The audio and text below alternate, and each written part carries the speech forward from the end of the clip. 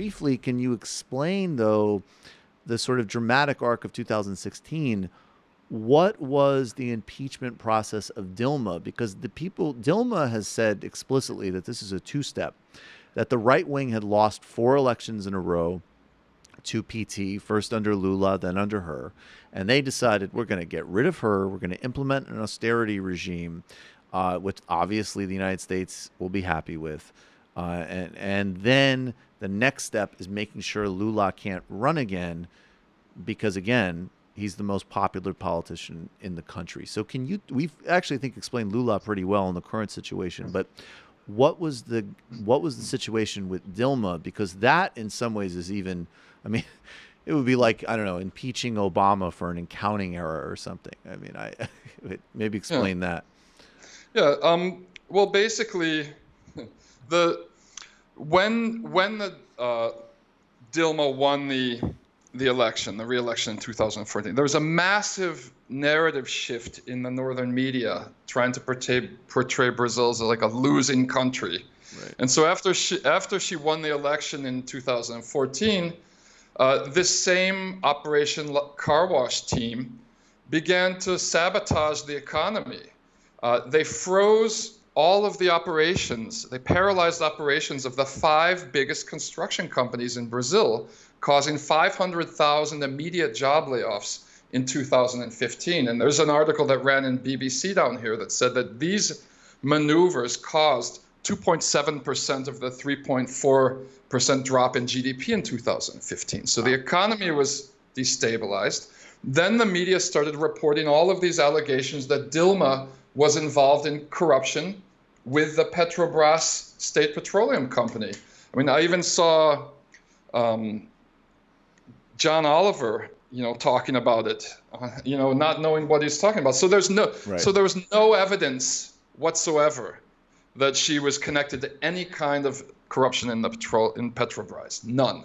That was never even brought onto the table. She was never accused of that, even though her name was associated with this in the New York Times, something like in 20 articles the year before the coup, right? So she was finally put up on impeachment for committing a budgetary infraction, which is not an impeachable offense in Brazil, called fiscal peddling.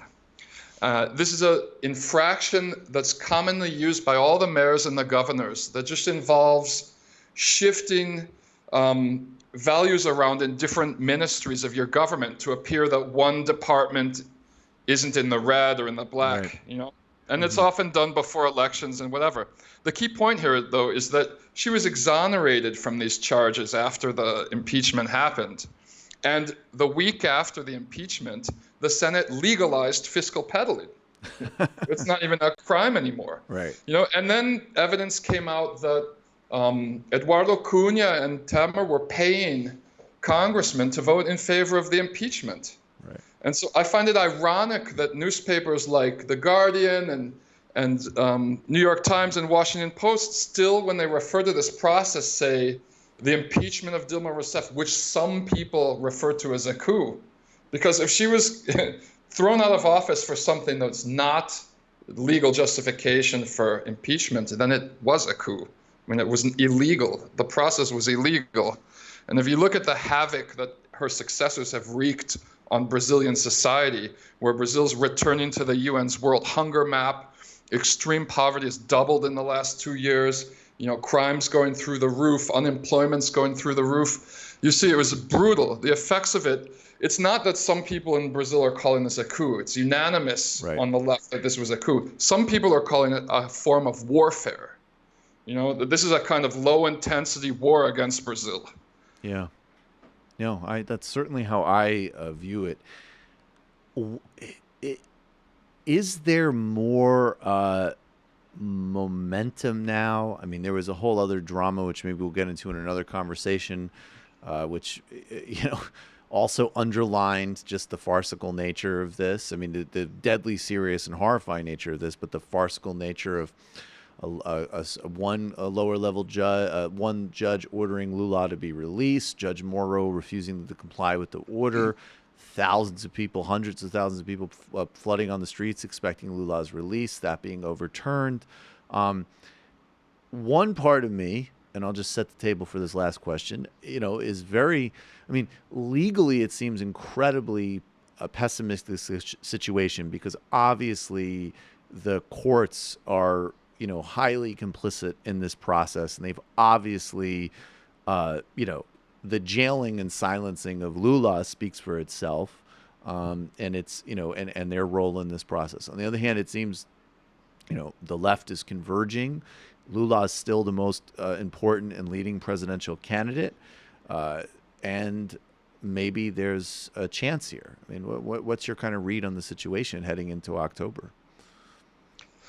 Well, if there are free elections, first of all, they're not free elections if Lula's not allowed to run. Right. That's a fact. Right. Even so, if they don't invent a way to just cancel the PT's candidacy entirely, I think that, well, for example, right now, Lula's popularity is higher than all other candidates combined. Right. There's some states like Bahia where he's got 82% support. So if the elections actually happen, the PT, with or without Lula, is going to win. There's no doubt about that. The question is, will they happen properly or not? And this is a big worry. I published a book of interviews last year called Voices of the Brazilian Left, and a lot of the people from the social movements and unions I spoke to are really worried that they're going to invent a reason to cancel the elections. To just say this time around the Senate will appoint the president, so this all depends on the pressure on the streets, and there's a lot of big protests underway. If enough pressure can build up, if the unions start striking, there's going to be a national day of paralyzation on August 10th, which is tomorrow actually. Yes. And tomorrow a protest process is going to start across the nation for 5 days, culminating in Brasilia when tens of thousands of people are going to surround the Supreme Electoral Court and demand that they allow Lula to register his candidacy. So a lot of the success of the left, which is united now, in taking back power and undoing the damage caused by the coup depends on people on the street. So I personally hope that it happens. And I guess even potentially in an optimistic scenario, if this victory is achieved and, there is a PT government, that same momentum and harnessing of street energy could also change the character, and because even just for practical reasons, a more leftward government this time around to take on things like those media monopolies and other, structural oligarchies and police violence and so on, because not only because it's the right thing to do, but because obviously they pose a structural threat to even successful social democracy that's praised by The Economist. Yeah, well, I hope so. If Lula's elected, he's going to be farther left this time around, right? Because they're doing it without conservative coalition partners. This time. If he's not elected and Haddad is elected, I have a feeling they might try and placate the right a little bit. It might be a little bit more of a moderate government, but still undoing the privatizations of Petrobras and undoing the constitutional amendment freezing at health and education spending. But my hope is that Lula's allowed to run and he wins. That's certainly my hope as well. Brian Mayer, I really appreciate your time. Everybody should read Brazil Wire for the best, some of the best independent reporting, analysis, and insight from Brazil, the Brazilian left. And Brian, sure I'll be talking with you again sometime soon. I appreciate your time. All right. Thanks a lot. Thank you.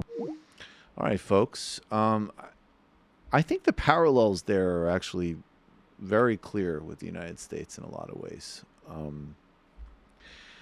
Including, I actually was just watching a Vice documentary on the rise of these really reactionary and evangelical movements and how they're sort of overlapping with this resurgent fascist right in Brazil and trying to capitalize on the attempted destruction of the left. It's amazing how all this stuff is, it seems to be globally synchronized. Ira Katznelson wrote a book called Fear Itself about this sort of thing coalescing, sort of authoritarianism coalescing in the 20s and 30s and 40s. And we're just, it is like a global sort of virus almost. Yeah. Well, right-wing authoritarianism is the herpes of capitalism. The really vivid, disgusting, but absolutely perfect phrase by Bill Fletcher Jr. Brendan, what were you going to say? It's globalist. It's globalist. I mean, I do think that somebody like, it's, if you got a President Lula back into office in Brazil, just even first and foremost, obviously stopping the emergency and the warfare on the Brazilian people. But I do think that social movement, none of this can happen without mass mobilization and social movements. But at the same time, there's, leaders also matter.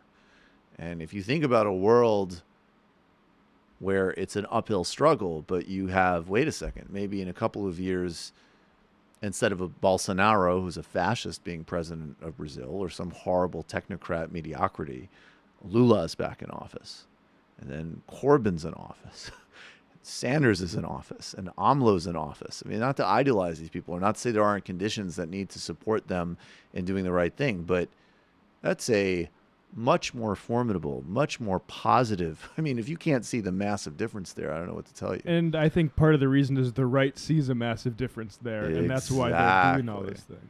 And that's why that's the point to really underline with Lula is that, we see it in the United States. The United States, the right goes out of its way to destroy even conservative, corporate-friendly Democrats.